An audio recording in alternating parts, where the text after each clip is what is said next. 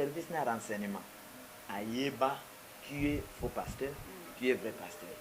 Nani aza pasteur ya bakisi, nani aza ya kisi te, nani aza combati, nani aza possédé, l'état maîtrisa biloko. Obeti tola l'état mais yumo posa mosala nzambe. Kitali. Di ba liste on a pe bima, yumo nzambe de ça l'accent ne dabina o cité te mais yumo nzambe déjà à l'accent au discerna que à tel fait que moi na matala o dans le faux dans le vrai. Mettons vengeance sur le baquet, message à grâce na mboko yo, na Afrique yo, na monde, de Sili. Alors, tant que message est Sili, alors bah sali bah comme bah commerçant. C'est déjà bah dans les formes. Kafuta, oaza la sage. Hein? Na moment bah pasteur Sony, pasteur Mukuna, pasteur Mutombo, pasteur Bandeko Deniles, bazo vibrer na mboko, nani ayebate. Siko ngana kobo yango. Pasteur Mukuna linga te basimba église awa ngana kobo yango. Mais lelo akomi koko. Lelo asali mosala na ye apemi aboti bana. Siko soki na lobi ke ngonga esili na fingi. C'est ça les comme na spiritualité. Très bien. Au moni to ba obi o poti na zana ngo ba obenga satan wana. Soki na fini bouton moko akande to zana yo na lobi Poutine obi na nyati boy. Pan na yepsi que tout est aux aller fondre. Mais ça na tambo et biloko na nyonso eziki. Poutine à moi. Poutine au banque ça ba Macron, au banque ça ba Biden. Na yebi que en Afrique, moto moko ezana ya vengeance na omekati. Na so koma lelo guerre za mondiale. Soki obi ezoleka. Eya kokoyawa. Yebi sangai défense nini bozana ngwa bosa.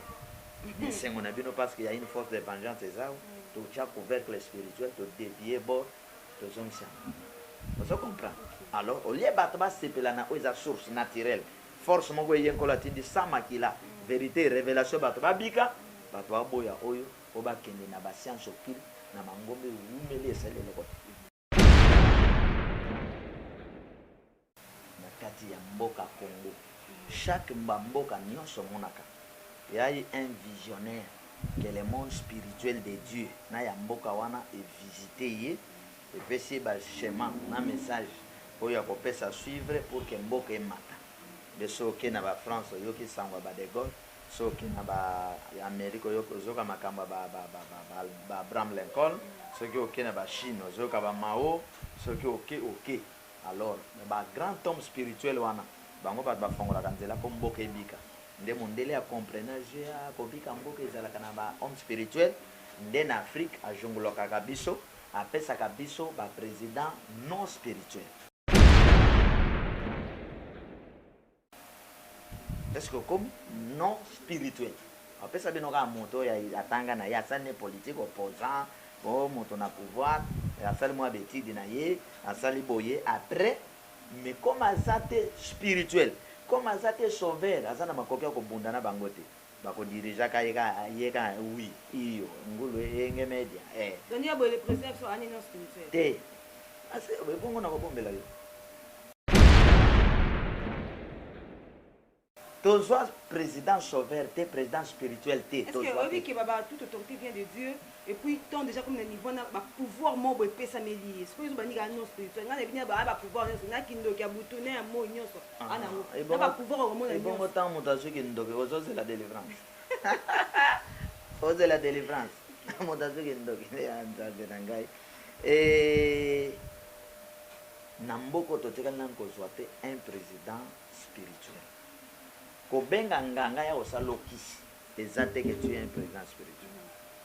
Le bonganga et la spiritualité toza na spiritualité véritable normale sans le sang na spiritualité avec le sang de tobenga ngo spiritualité expirée.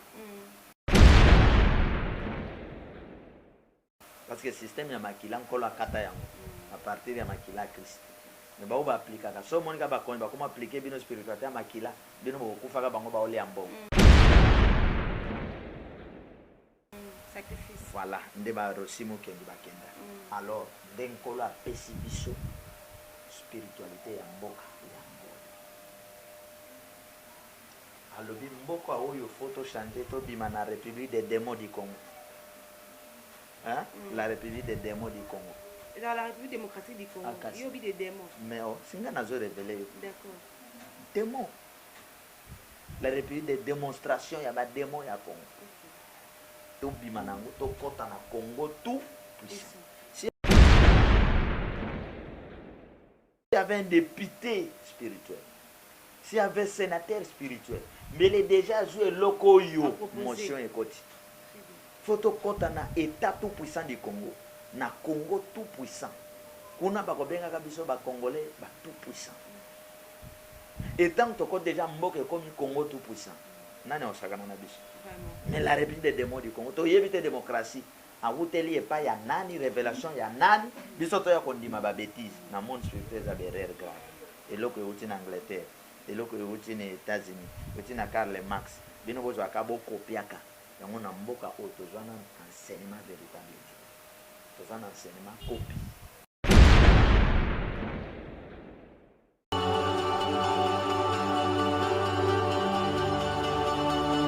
Mesdames, Messieurs, très chers internautes, bonjour, bonsoir, ça dépend de l'heure que vous suivez en ce moment, c'est bien votre grâce bénite, la princesse de la presse congolaise, comme je l'ai toujours dit, dans votre émission Parlons tout haut.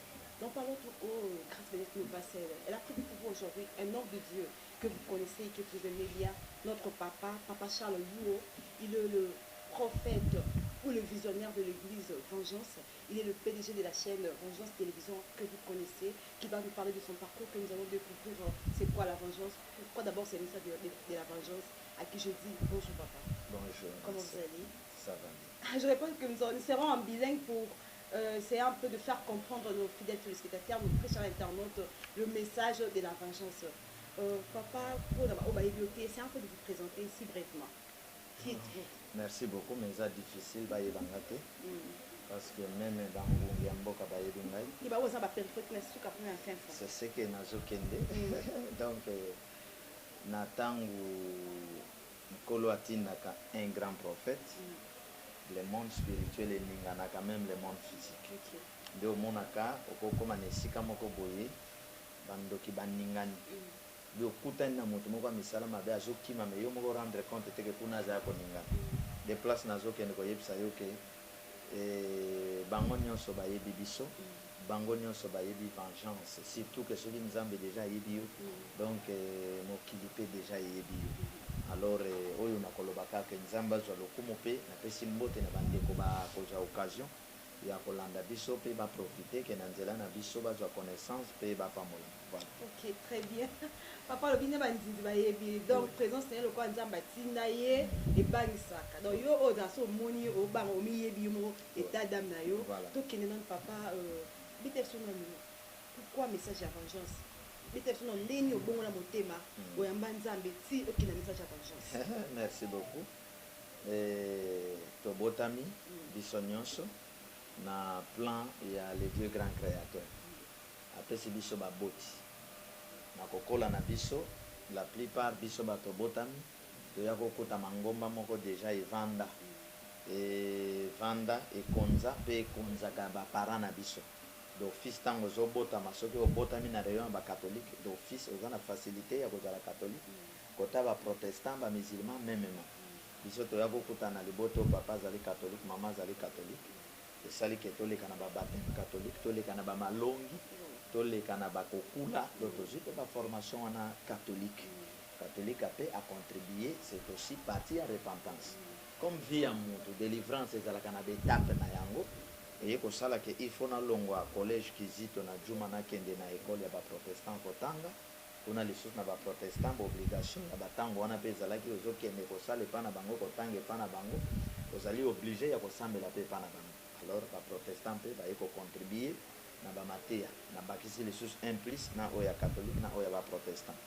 Alors esali que frère Patrice Ngoyi Mosoko wana naza na 5e primaire aye kobeta musique na mboka moko babenga Vanga na Bandundu na territoire ya Bulungu. Après avoir kobeta musique na ye biso toye kotala. Alors tant toye kotala musique na ye kobeta beti ayembi abandi kolela tango nazongi na ndako. Après concert ya mokolo wana na promettre grand frère nanga que les jours na kozala Kinshasa je vais servir Dieu avec frère Patrice. Non, là je prophétisais sans le savoir. D'accord. Alors bien naza na 5e primaire. Imagine-toi dans la 5e primaire. Ma conscience est vraiment. Voilà. Mais ndenge tokendaki tomoni epusenga koloba eloko. Ti nasali d'étude, nazwi diplôme na ngai ya examen d'état na ngai nazwi na l'an 2000. Biso to bana l'an 2000. Do ba bakota penza ke donc temps ezo changer. Tozolonga na 1999 tokota na 2000 ma plan na 2000. O ba mokili ekufa 2000. Voilà, nde mokili kokufa wana oyo mokili ezokufa o Yesu azoya ezali koya ya vengeance. Oh, voilà. Expliquez-nous. Il faut bayebe eloko wana. Très bien. Nzambe atambolaka na bato na espace ya temps.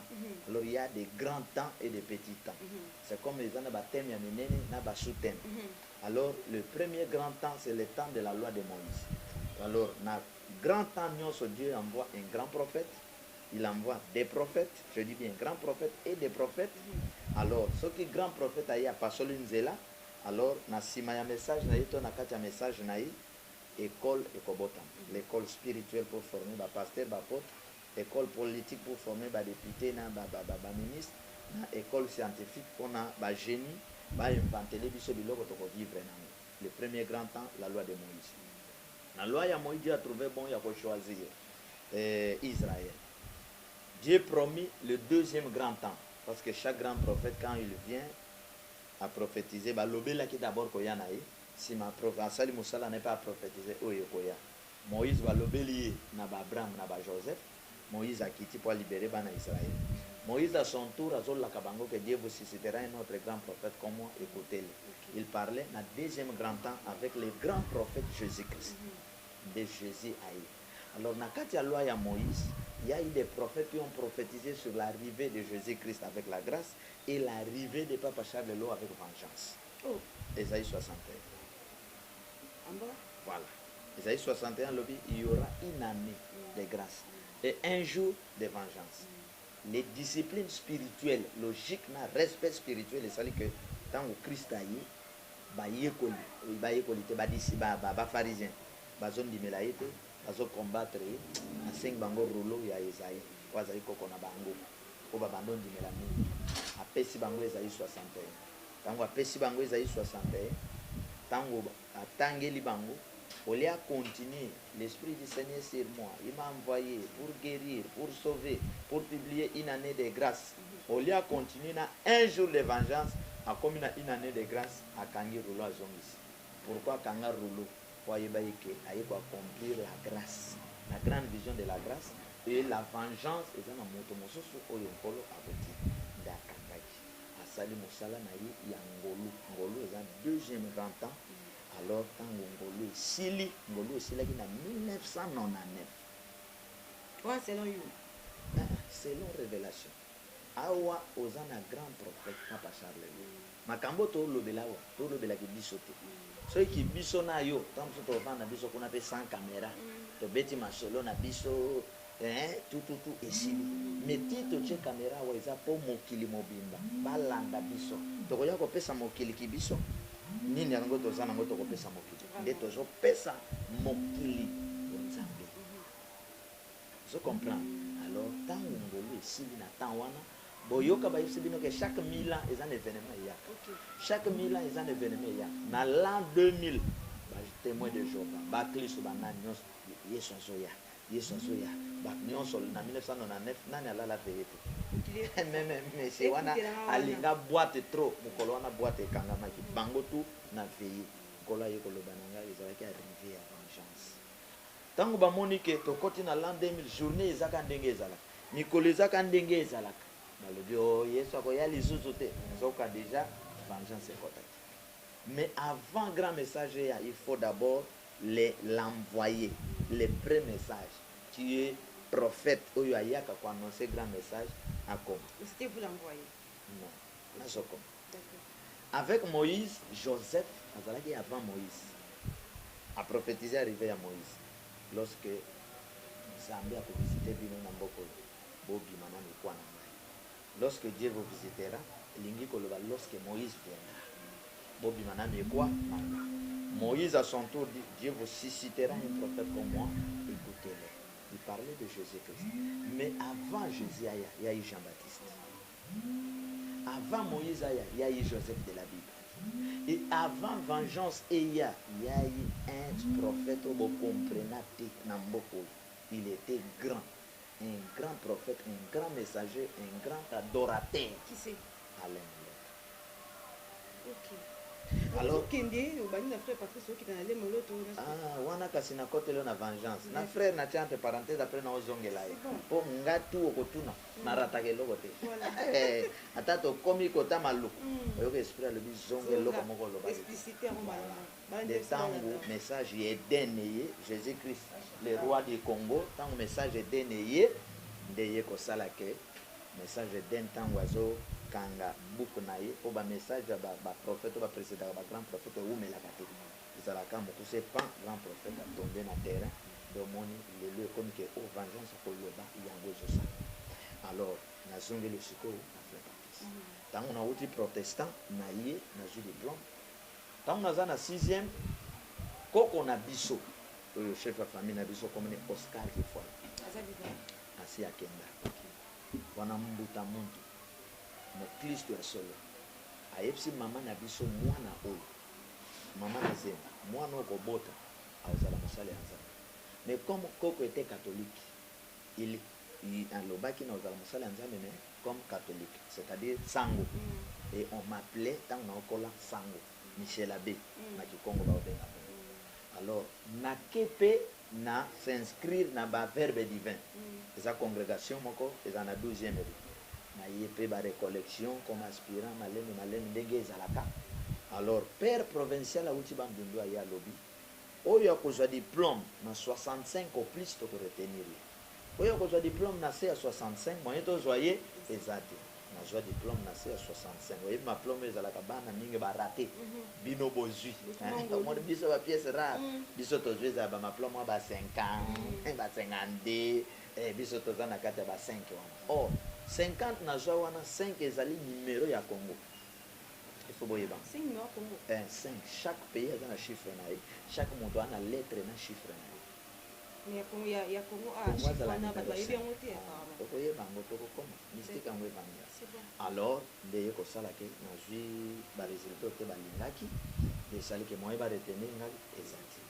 Na zalaki na be na ngai awa na Saint-Michel na banda ye mutabande ko landelanga abe matiti sali ke na ye ko tale pona ye pse ke non na ju diplôme te ndenge balobaki tango nazo koma ka boye nakuta na cousin moko tozozela abe azosola na bala moko esprit ekotelenga na tuni cousin frère Patrice azala baba alobi waza musika ta na mbanza mwe toke na laksa ye totiki na be tango toke tokomika na porte à l'opango bakomi kilte matinal 5h30 6h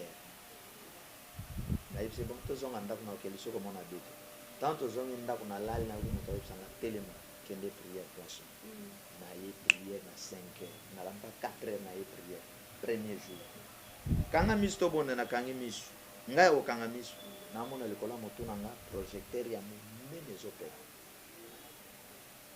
oh na fongole miso elokote soki na kangi prière esili deuxième jour même troisième jour même qui est pété yo et quand samedi premier jour deuxième jour même oh mais une chose ce qui n'a moni bongo projecteur epela tout autour na mona banyoka il faut na loba ce que j'avais vu troisième jour toye qu'il matin na moni même chose après na lobi lelo après prier faut na ke yebisa avant prière ici la zope za communiquer lobby nazo former ba disciple moto nyonso akondima ko sepela apesa kombo to pesa ba kombo yena ko pesa ba kombo to landa formation apesa ki déjà message au monde qui wana tango prière ici apesi communiquer na pesi kombo tango akena bureau na landie na bureau vitala 3 jours ndenge na omo tala tango nazalaki na intérieur makambo na loba atalingai ayepsingai Nzambe a utilisé yo mingi na likambo etali vision parole apesanga tobimi abandi ya prière Nzambe alatinga boye ngwa le sang nazo ya prière esi biso ba formation apesa biso ka deux passages 1 Corinthiens 13 na Jean 6 na bosa Nzambe 1 Corinthiens 13 parlait sur l'amour du prochain. Jean 6 parlait sur baye kolio yesu azali na ba. Ti apesi biso conseil mwana nzambe azalaka boye alobaka boye bozalaka lokoso te tout console. Après abengi biso na miso ya bato aprie mpo na biso. Nga nayaki na likanisi ke nakenda koyemba na orchestre. Ntango toye nkolo apesaka nga banzembo. Ntango toye atindi biso nyonso tozwaki formation bokende na intercession. Équipe intercession ezalaki wana akangi yango biso toke. Ntango toke kuna nde kimona meso nde miracle nkolo avandisi miracle nkolo avandisi likambo na prophétie olobi likambo esalemi. Ozo comprendre tant wana toa ba l'an 2000 oke l'an 2001 nayebaka ezalaki na 6e mois tozokende juillet pam ti na 2009 nde na kati ya église ya mona nkolo alipesi na message okobanda koannonce message oyo nazo annonce lelo mais nagarda naboya koloba nga naopesa bamessage nkolo aopesanga mpo na église mona aopesanga bamessage aopesanga mpo na mboka à l'époque nga naopesa wana alobaki na nga te naloba alobi yo kobanda kopesa message mingi mpo na mboka nagarde nga nayebi kake nakotravaille na frère Patrice ndenge bayembaka chrétien jusqu'à la mort. Mais tu m'as dit que nzambe afisa kopesa message mpo na mboka ondepesa message mpo na église na bino na manambo de l'éternel tout ezalaki tout comme ça. Merci. Je suis serviteur de. Tant on a recevoir message, la discipline de la travail, la pesi. Comme il est connu, il faut appeler ça. Mais la bande pesa. Kuna esuke pana esuke ako même ameni. So ameni te kuna bando talanga lisuke. Par exemple na 2002, toke veillé na cinquantenaire. Na ba frère moko jede. Na ke na veillé wana bazo prier menga na yoki pongi. Na lali. Amoni mouvement yoko zanga matanga na escalier. Tomati to komi likolo le bi moni mboko yi. Ekotika la boy pendant beaucoup de temps. Beaucoup.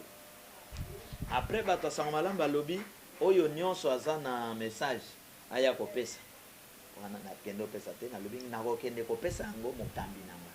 Na yepe na sola na mokambi na pesa. Kuna ngesi la. Na ye kotala depuis 2002 tilelo. Pour ça, les boni mboka zaka na même situation. Donc Dieu parle tantôt d'une manière. Donc raison pour laquelle on milongi somoni que non, il y a eu un message nyonso ekopisa. Ngai ba message na impantaka te, ba pesa kanga na mokili ya molimo nyonso ekokisama. Donc na ezana message na pesa wa teke beti poto. Message ko beta poto se uti pana. Mais au l'esprit saint zo pesa nga tout qui tombe. Et tout ça les trois na o yepso ga avion ezika. Comme les 16 avions ici qui au banganzambe na yebso ke ba clus to kalate ba clus ba olela na semaine wana mosengo akoki au banganzambe mais tu peux te dire que sur la vengeance yo nzama nemelo mangamusu ko vengeance ngo tombolo boy kaka yimo lobi ke c'est à moi la vengeance à moi la rétribution yo ko tombolo vengeance moi nzama venger ate net vengeance au le blanc par rapport ya yenda venger to yo nim to venger. Donc si la vengeance appartient à Dieu, la loi de Moïse aussi appartenait à Dieu. Si la vengeance est de Dieu, la grâce de Christ aussi est de Dieu. Alors, Dieu, maître de toute vision. Alors, un soit qu'un instrument que nous sommes bateaux pour accomplir mission. Tout ce que Moïse a fait devant Pharaon, c'était la vengeance. Dans la loi de Moïse, il y a eu la grâce, il y a eu la vengeance. Dans la grâce, il y a eu la loi, il y a eu la vengeance. Et dans la vengeance, il y a la loi de Moïse, il y a aussi la grâce. Vous comprenez? Et raison est dans mon communication. Mais communication, tu vas na CMS. Allô, nous voyons mon moto. Exact. Objectif communication. Mususu ya le bina communication et c'est ka basuka ki wana konyoyo na oche la bino écran, na oche la bino vidéo. Mususu le bina wa bakse la bino WhatsApp. Donc mais objectif est ça communication. C'est aussi comme ça avec la loi. Loi frappée a commis à on l'a modifié en matière comme grâce. On l'a pompé, a tué peinture, a commis l'aigle, a commis vengeance. Mais vengeance a été ennemi à grâce, a été ennemi à loi. Et ça ajoute pour bokende na monde il y a développement. Autour kinga pourquoi vengeance? Voilà. Parce que Nkolo a sentir que na Congo mobali azate. Nkolo a sentir que na Congo il n'y a pas une vision qui peut sauver. Nkolo a sentir que ba message na Congo est expiré, il faut que secouer ba konzi. Pour lelo guerre comme sur le plan mondial. C'est quoi toko bunda na ndoki. Toko bunda na spiritualité. Toi ne loko ko bunda te. On a minute yo force ya ba congolais, ya ba africains za kaka message à vengeance. Ozo bunda spirituellement, ozo bunda physiquement. Vous comprenez? Mboke bonga ka ba grand prophète bazala. Mais quand vous parlez sur nos quatre côtés au lieu de sur la vengeance on a pour ba congolais, notez que ozo vous réveillez les chats qui dorment. Ozo linga aussi citer le mot ba congolais, o ezaki ko énervé bango ba se révolter fait créer moi troublement. C'est bien soundé papa. Tona kimene moni boto olingité. Olinto zakani ba craignait ba zakona non, qui met par rapport, il y a oh, avec maman Mindouki. On a qui met avec maman Mindouki. C'est exemple. Oui. Lelo na Ukraine, Pologne a fongoli frontière. Mindele balek. Et comme on a tout rabandé kono ba noir, Pologne a le bi beaucoup tate, beaucoup fa kono. Et lo kwane ko révolté yote. Lelo mwana mobali congolais azo umela na ndako parce que mbonga ko bala ezate lo kwana e révolté yote. Lelo moto akoti na pouvoir 2 jours 3 jours comme riche ba makangu ne bangindi ba sombi ba lopango na mbongo ya mboka eloko wana révolté yote. Or message ya Nzambe ya solo et ya ka pour créer révolte na mitema ya bato pour révolter même bino na développement. Sans révolte, il n'y a pas de développement. Sans révolte, il n'y a pas d'indépendance. Sans révolte, il n'y a pas de congélateur. Oui, puis moto sala congélateur, a se révolta pour biloko ne pour la qui. Est-ce que vous comprenez? Oui. Moto asala ki micro ase pumona ki alobi tungisi non. Moto asala musika to sala micro. Moto asala communication amoni ke ndeko nanga aza na Lubumbashi. Ngana zawa tozo kutana te. Non. Donc n'y a que monde ya révolte et ça la ke bato ba comme bato. Sans révolte makambo esi mezaki yango vengeance azome mabato na révolte. Mais révolte, il faut que nous dans les bons. Pour de toute façon, on a moni comment là pour s'énerver, quand on est temps à s'énerver et comment difficile pour nous maîtriser. Mais côté Nintomimi encore dans les mauvais. Et ça dans les bons.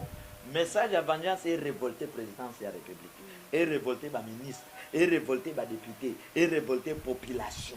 Message à vengeance c'est sur tous les plans. Parce que, non, par exemple, Deko qui, Félix, Ayoki, Zotobiente. Pas en Belgique. Et révolté là. Bon, yo moninga posa na mbongo tu avion Belgique. Et bon, ce qui yo suppose y passe. Ok, ouais. Or, et ko révolté ngai na koloba na côté aye que ça là, bo pito o yeza na mesure que yo na problème au traitement wa awa.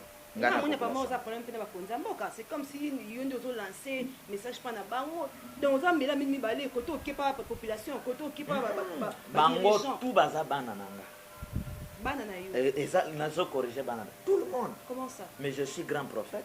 Samuel, David azalaki roi, azalaki mwana nani? OK. Saoul azalaki roi, azalaki mwana nani? Ba konjona baza banana nga en tant que grand prophète. C'est pourquoi faut nazaler la bango dire pour mboko ezala boiti. Ose la bango dire est-ce que toi temps en plus un peu na bango total sa bango même onza ba ebsaka ou message monza ba à pesio au lancer en goto so be lancer on boy ko attirer attention ba OK luki bango particulièrement voilà nza ba ebsinga boy ba to yote tout autour ya ba konzi. Ezala ka mingi ba pasteur ya loi. Pasteur ya loi sont des pasteurs oyo tant eleki message ezali expiré alors bango bato bazinga ka ba konzi. Donc, il y a pasteur, révérend, chef, il y a maison civile du chef de l'État. Donc, Joseph Kabila, il y a de Gomogalou. Est-ce que vous comprenez? De Gomogalou, il y a un piqué. Tant que vous avez un message, vous avez un message. Vous comprenez? Non, par exemple, de Gomogalou, il y a comme chef de la maison civile, pasteur, de l'église. Bazo attaqué l'église catholique. Lui, pasteur, conseiller spirituel et chef de l'État. Où il a coupé sa conseil que non, police, kokota l'église de obeta bandimi, wana bazabana na biso. Mais lui, attaqué mon sein. Attaqué l'église catholique. Yeb sanga tata yabo.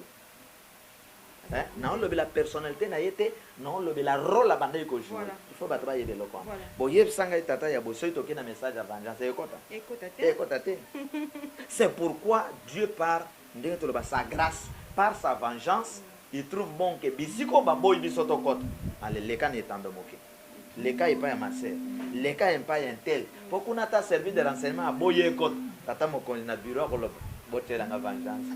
À Koyok et Cocotte à cause de tout. Est-ce que vous comprenez? Donc, trop d'obstacles, surtout dans la vie de l'homme noir. Communiquer na bana mboka au préféré que ça la chaîne est motivée. On a la motivation non pour ça la chaîne. Na ça la chaîne était. Na zappé na makokia ko ça la chaîne était. Chaîne eza pasi, chaîne eza mbongo. Tout na bato ba chaîne, il souffre. L'État a aidé et a aidé à kabata ba chaîne. Là je suis clair. Je sais comment ça se passe. Mais je sais que nande komu yaya, to pe mi moké. Par rapport à nande komende. Ah, on dit quand même hein. Oh, et vous nande maté. C'est-à-dire que ba dérangement to soit qui na joli no makelele. Bon, peut mater. Vous comprenez?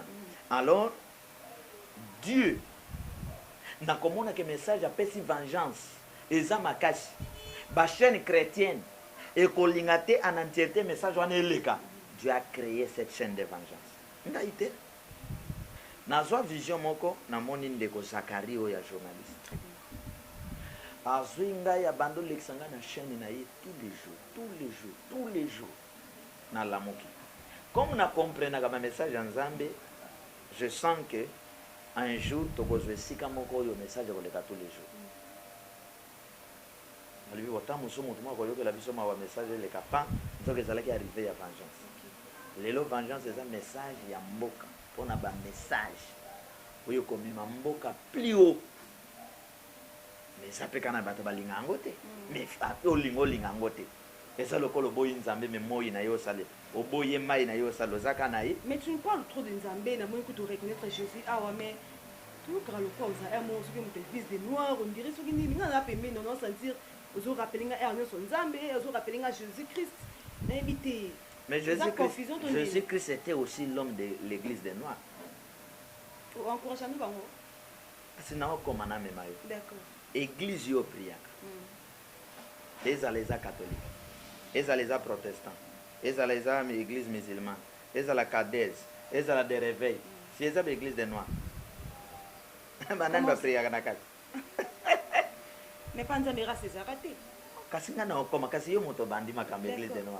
L'église des Noirs est l'église nyonso yo mutu mwindo azokamba. Mutu mwindo aza visionnaire. Ndenge ambongo azawana na catholique eza l'église des Noirs. Ndenge ambongo azawana. Oyo ezakona na Rome, l'église des Blancs. L'église des Noirs, ce n'est pas au bande qu'on a vu sur Bayindo Bazolo Bafingi Yesu, d'être bien l'église des Noirs. Non. Vengeance, c'est l'église des Noirs. Réveil, c'est l'église des Noirs. L'église armée de victoire, il y a Papa Cochino. Armée de l'éternel, il y a Sony. Et c'est l'église de qui? L'église des Noirs. C'est quoi que Banande est un grand prophète à Bandako, film est notre grand prophète. Un film à prophète. Et si maté, discipline. Je n'ai pas le temps de mon angao na bando finga Mahomet. Bando finga Branham. Non, bassesse. Biloko tout le monde a réveil. Mais c'est ce qui se fait actuellement. On continue aussi à bien. Et ça, c'est le malélo parce que tant na bango et sili. Ce qui est loko wana, ce qui est milik, tant nango et sili les expirés, pesa gani diarrhée. Mais dossier peut y a prophétie, papa to qui est bien. Oui. Profession ils ont comme ça que le loga na lobi kambolo be sala, mais to comme obanga. Profession de monde tinga kati nanga, on a lati na kati nanga. Profession de misa bilo on a zo reconnaître en côté et comme le quoi ba jemo boye ba mise en scène. Au moins que ta yo ina message sur to ndima mo pété. Té. Tout ça différence de nous avons celui qu'on appelle les grands prophètes. Prophète, il y a ministère. Azate monte, il y a un amoni kaleson ya noir. On a tentéisme. Oh là, tentéisme spirituel. Les aventures spirituelles. Au sentir que le message est zate, tellement que ma prophète, ma pasteur, comme on l'art na YouTube, doit sentir que contact n'a pas les ali souste. Très belle. Nous avons opé sanga les souste pas aller banque comme YouTube. un pasteur oyo akozala ke bana nzambe mibale baoyokana te aya bomi moto kimi ekoti mpona lokumu nzambe mais tala yo moko oza témoin wana nyonso expiration wana nyonso manque ya message tant esali nini esi. Alors les grands prophètes ya ministère bayebaka ye te ke naomona kuna bolamba makaya bute bayebaka ye na message livré. Christ était le grand prophète. Yo mona ya zotuto ka naomona yo mona. Non, le message de Christ c'est le message livré. La révélation livre. Yango yo na Jean, yango na Matthieu, yango na Luc, yango na Apocalypse. Moïse, yango na Genèse, yango na Deutéronome, yango zoken, le message livre. C'est pourquoi la vengeance a un message livre. Mais prophète nakato mukie tout kende na ba aventure zo salama ba prophète yo koto bi koza message ya vengeance. Est-ce que na bilon so salama ata mokonza mboka oza na to yo kopesa oli to yo o benga mi kolobi ke non ngandi na un vrai message. Lo ka bomote ke non ezo déconsidérer bino nyos. Raison pour laquelle ato ina message na kondi manu ba ngote a zapper bo ngona nga vengeance wana otala ngote parce que bazan ndenge moko. Et on discerne ndeni ke o eza message clé. Tout message livre ndenge lobi. Est-ce que okoki koboya mai ya forage boya régie des eaux te yaki na michoto? Est-ce que okoboya kosokola mai ya mbula boya régie des eaux te yaki na ba poussière? Elingi koloba ke na kati ya mabe ya malamu eza. 1 2 l'état na ba service na renseignement ayeba qui est faux pasteur, qui est vrai pasteur. Nani aza pasteur ya bakisi, nani aza ya kisite, nani aza kombati, nani aza possédé, l'état maîtrise biloko. Obeti cela l'état mais yumo poza mosala nzambe. Di ba liste on a pe bima, yumo nzambe de sélection ne dabina o cité te mais yumo nzambe déjà à l'accès au discernement que à tel fait que moi na matala o dans le faux, dans le vrai. Mettons au vengeance au loba ke message ya grâce na mboko yo na Afrique yo na monde esili. Alors tant message esili, alors basali ba comme ba commerçant. Déjà dans les formes. Parce que tant le message à Yesu Sili, Yesu a permis engagé ba yekoli. Tant le message à Moïse Sili, article Josué a continué. Mais pourquoi wa pasteur azoaka atika kate? Pourquoi wa soki pasteur a linga atika monika batonginda ko bozue koti calcul ya théologie ya mwana? C'est ce qui est dans. Si c'est sûr, ce qui pasteur ou bien moto a Sili. Alors comment on a calculé ya bon mutu à préparer déjà voilà mais na monoko tanga batanga kombo ya Yesu nani Yesu atikela ibunga l'église Pierre est-ce que Pierre azali mwana mamaleki na ye Jean vous comprendre nyonso wana soki message esili bon moto esalaka ni ekotaka soki confiance esili nde mabe esalaka ni ekotaka tala tango bon moto ekoteli Judas qu'est-ce que ça les pas so azana besoin bon Anjoa, nani occupé, mais tango. À trahir le Colombo au monde qui après il a recruté. Ce qui fait que le message sur le plan spirituel, politique, scientifique, n'a pas expiré. Il y a un politicien, il y a un côté, un pasteur, il y a un côté. On y est directement. Pourquoi on va pour ça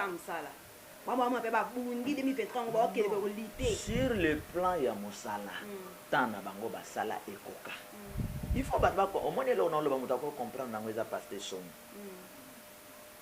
kafuta oza la sage hein na moment ba pasteur Soni pasteur Mukuna pasteur Mutombo pasteur bandeko Denis Les bazo vibrer na mboko nani ayebate siko ngana ko boyango pasteur Mukuna linga te ba sim église awa ngana ko boyango mais lelo akomi koko lelo asali mosala na ye apemi aboti bana siko soki na lobi ke ngonga esili na fingi est-ce que vous comprenez tango Jean-Baptiste azoloba oyo to bando zela yeyo lokola ye ngana salini nakei donc pourquoi biso c'est pourquoi na yoka passe faut féliciter Alemon Loto faut féliciter Charles Mumbaya que lelo ozomona ba lor mbongo ba yemba na bango dala lor mbongo ozomona ba Toms mais au Kenya,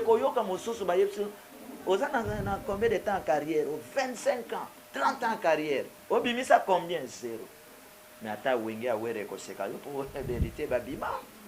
Mais na bato nanza beaucoup tate.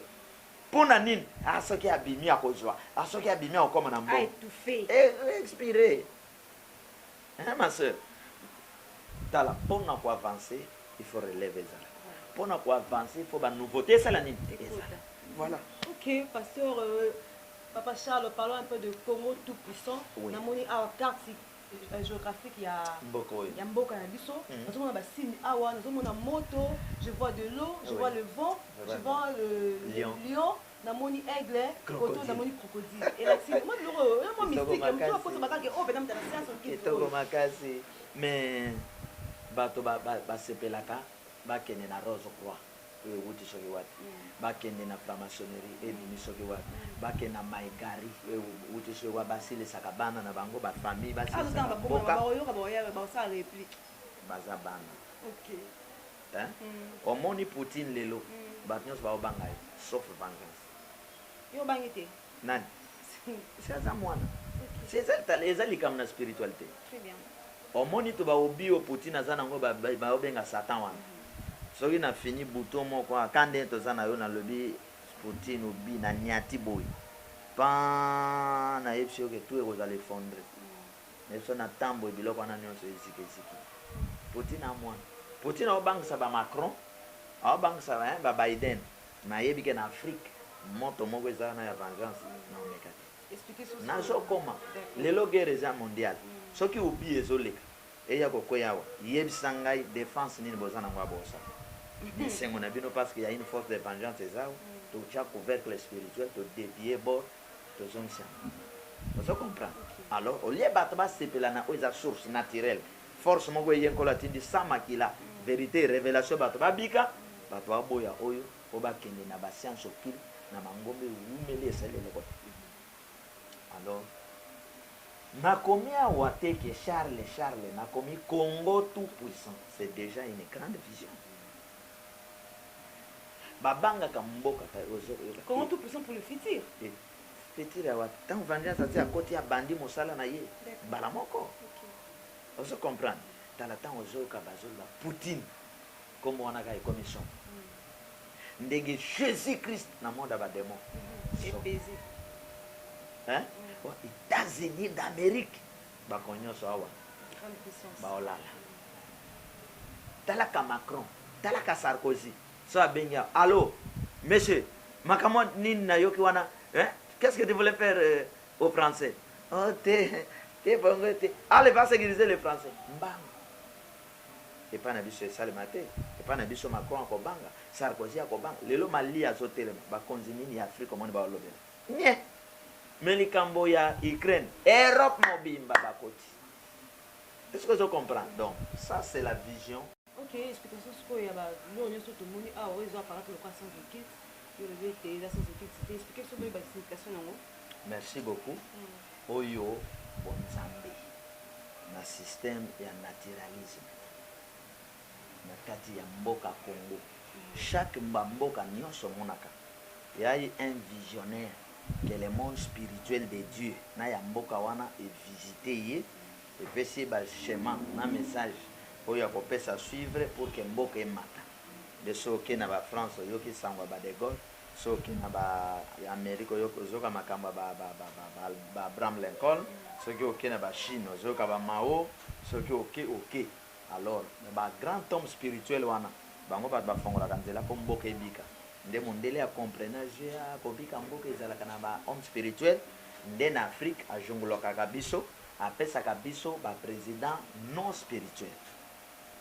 Est-ce que comme non spirituel apesa bino ka moto ya atanga na ya sane politique opposant o moto na pouvoir asali mwa betide na ye asali boye après mais comme azate spirituel comme azate sauveur azana makoki ya kobunda na bangote bako dirija ka yeka oui iyo ngulu enge media donc ya boye le président so ani non spirituel te ase bongo na kobombela yo tozwa président sauveur te président spirituel te tozwa est-ce que baba toute autorité vient de Dieu et puis tant déjà comme le niveau na ba pouvoir mo boye pesa meli est-ce que zo bani ga non spirituel ngana binya ba pouvoir na kindo kya butu na mo nyonso ana ngo ba pouvoir o mo na bongo tant mo tazo kindo ke ozo la délivrance ozo la délivrance mo tazo kindo ke ya nzambe na ngai Et Namboko totekali nan kozwa te un président spirituel.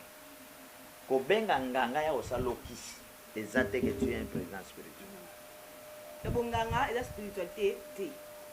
Toza na spiritualité véritable, normale, sans le sang, na spiritualité avec le sang. De tobenga ngo spiritualité expirée. Parce que le système ya makila nkolo akata yango à partir ya makila Christ. Mais ba oba appliquer ka so monika ba konba comment appliquer bino spiritualité ya makila bino bo kufaka bango ba ole ambo. Sacrifice. Voilà, nde ba rosimo kendi ba kenda. Alors, denkolo a pesi biso spiritualité ya mboka ya mboka. Alobi mboka oyo photo changer to bima na République des démons du Congo. Hein? La République des démons du Congo. Dans la République démocratique du Congo, il y a des démons. Mais oh, c'est un révélé. D'accord. Démons. La République des démonstrations, il y a des démons à Congo. Tout bimanango, tout kota na Congo, tout puissant. S'il y avait un député spirituel, s'il y avait un sénateur spirituel, mais il est déjà joué loko yo, motion et koti. Photo kota na état tout puissant du Congo, na Congo tout puissant. Kuna bakobenga kabiso ba congolais ba tout puissant.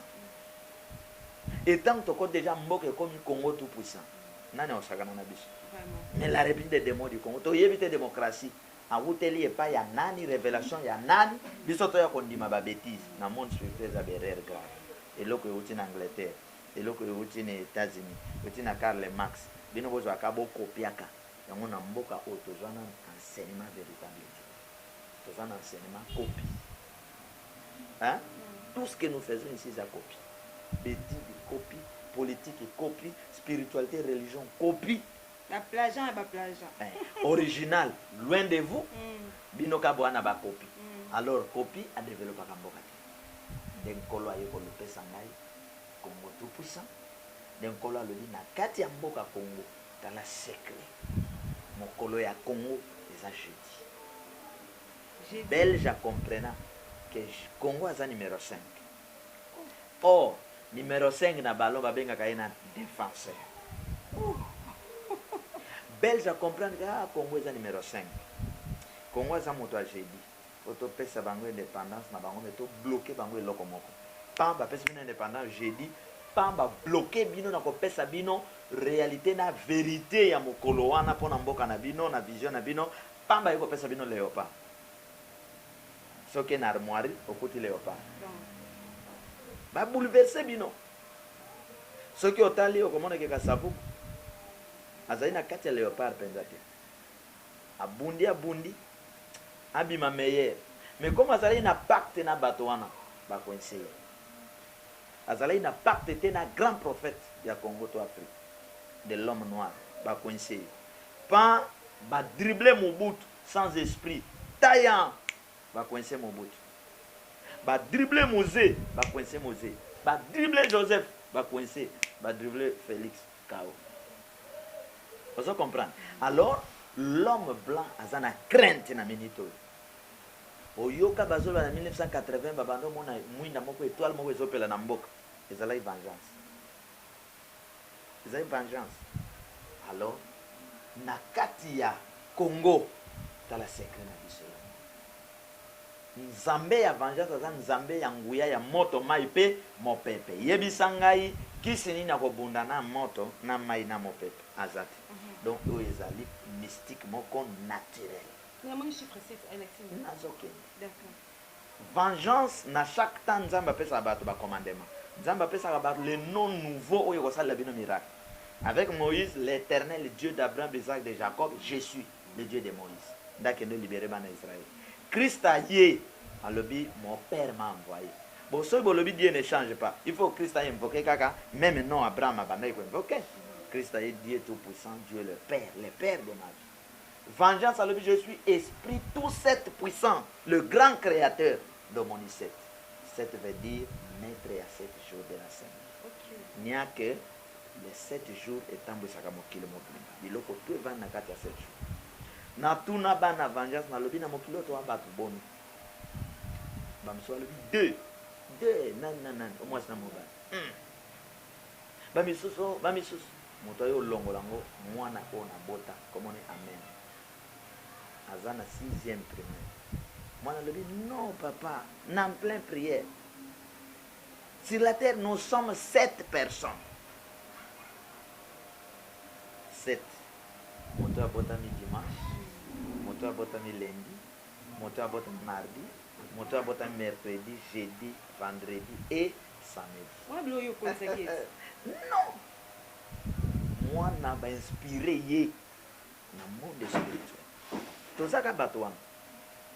Ce qui est botami vendredi, na botami jeudi, hier samedi, wana mosu ndeto former force. Nde omoni maya zalaka. Ce qui est sokolier à Tobando Bel, oyoki bien, nzete, so toki so melip obiki.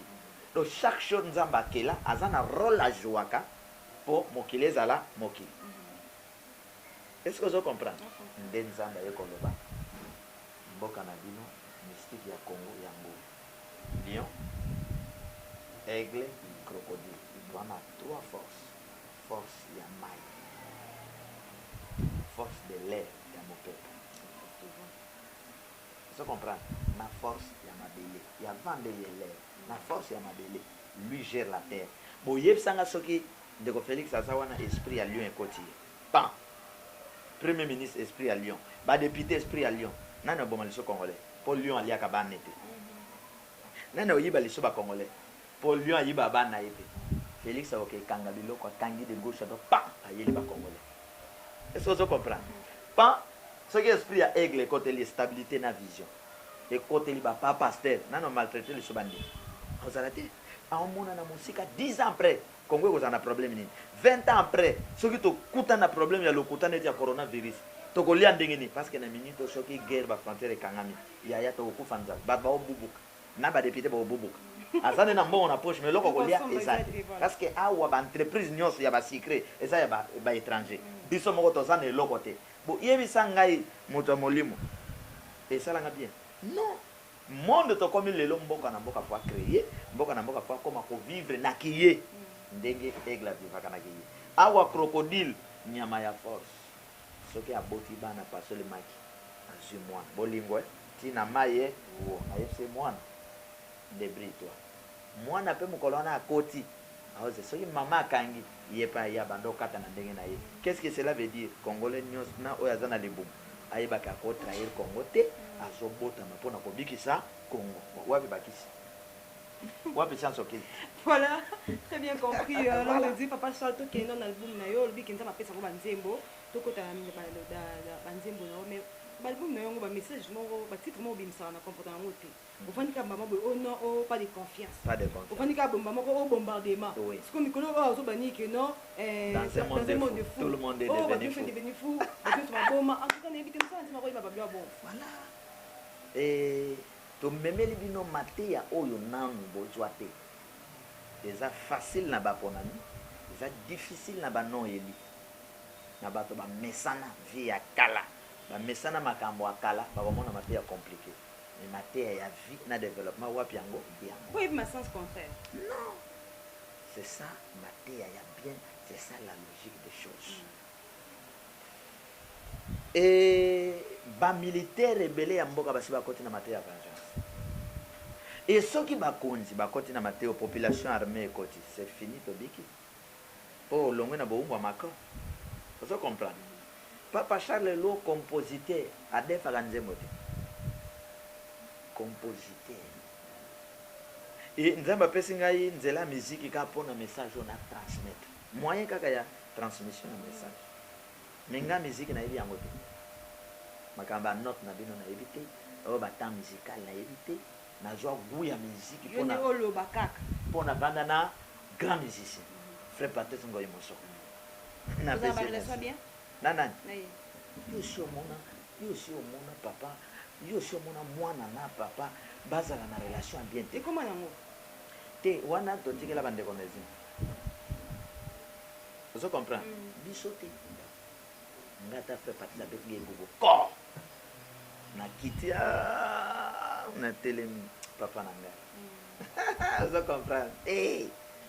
Nazana tante na ketelema yo divorce 3 points. Yani na moto vandi na ye ole na ye omeli na ye apresente yo na miso ya bato obimi lobi attaqué ata asali mabe biso te.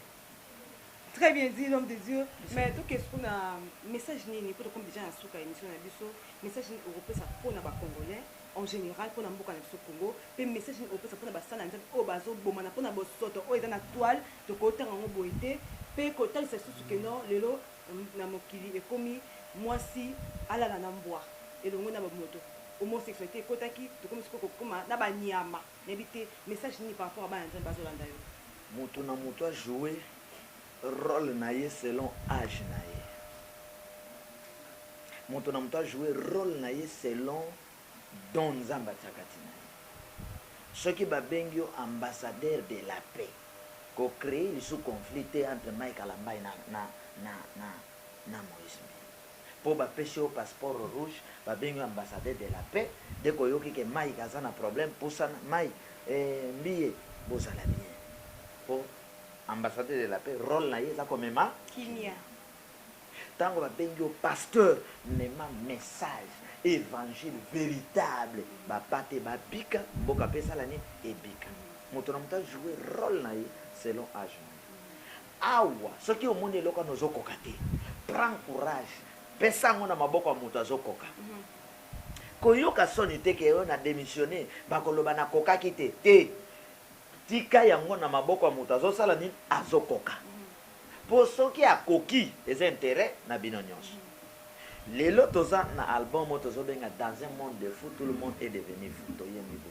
nebandeli ezalaki boye te makambo yango ekomi anormal nebandeli ezalaki boye te makambo yango ekomi compliqué nakanisaki ozalaki pasteur nzokande ozalaki commerçant ozo comprendre mama alors nzembo ya oyo toza koyemba wana c'est-à-dire que makambo ndenge nzambe asala toza yango te mais oyo bokomi omema biso ekomi danger abomination lelo bitumba yango ekoti soki tozalaka prêt tokotelema mpe tolobi mais jusque là bokonzi na biso elobi nani eloko te baza na nsima Poutine to na nsima Europe mpo nani baokoka koloba te bazobanga soki tolobi toza na nsima Europe soki Poutine alongi bango tosambwe soki tolobi toza nsima Poutine soki Poutine akoki te tosambwe bato bazalaka bongo te moto fo aza na position vision azopesa makambo ya koloba etombe juste bon après te lelo nakofaire face na moi message ya vengeance eye oye matisa biso tofaire face na wapi na moi. Donc voilà ma soeur. Merci beaucoup pasteur, ça a été pour nous un grand plaisir de vous recevoir dans l'émission de Bisso où il y a parlé tout on a originalité magazine télévision et vraiment c'est un ming mais il y a un bac Bisso pas na yo à la chaîne na yo à Vengeance télévision. Pour bandeko bazan après ça pour contacter moi numéro de téléphone et adresse au bandeko yo une église que ça mais parce que église pesa awa ba Holanda yo. Awa centre spirituel et formation. Église nangeza la Mboka Congo. Oh, église nangeza la Afrique. D'accord. Grand prophète à la église. Merci. Ce qui est à l'église, à baptême sur le bas à prophète à l'église, l'église à Nekaouka. OK. L'église, c'est que la pasteur, na ba apôtre, ba grand prophète à l'église. Pombo kanyon se za yaye, Afrique yaye, monde de paix yaye. Alors, dans un 00243 81 51 82 38 3. 81 51 82 38 3. Voilà, ce que vous en avez besoin et à prier, tout problème nous sommes en train de Voilà, c'est par ici que nous bouclons cette émission, mesdames et messieurs. Si vous avez aimé, faisons merci à celui qui a mis sa main, mail. En tout cas, merci à toi. Nous sommes infiniment reconnaissants. Merci à mon monteur intelligent qui s'est envoyé le nouveau riche. Merci à toi. Merci à maman chérie, maman Véro la joie. Merci à Jika, ma femme sage. Merci à toutes nos chers internautes, merci à Laetitia Kimbota, à Citia Blensing, merci à tous mes amours et mes amoureux. En tout cas, quant à moi, je dis au revoir et on se retrouve dans les prochains numéros si Jésus-Christ de Nazareth ne revient pas.